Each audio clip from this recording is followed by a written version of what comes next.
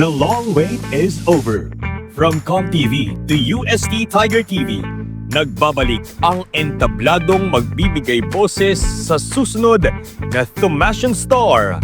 Tiger Idol is back! Thumasian, kung ikaw ay may talento sa pagkanta, baka ikaw na ang susunod na Tiger Idol.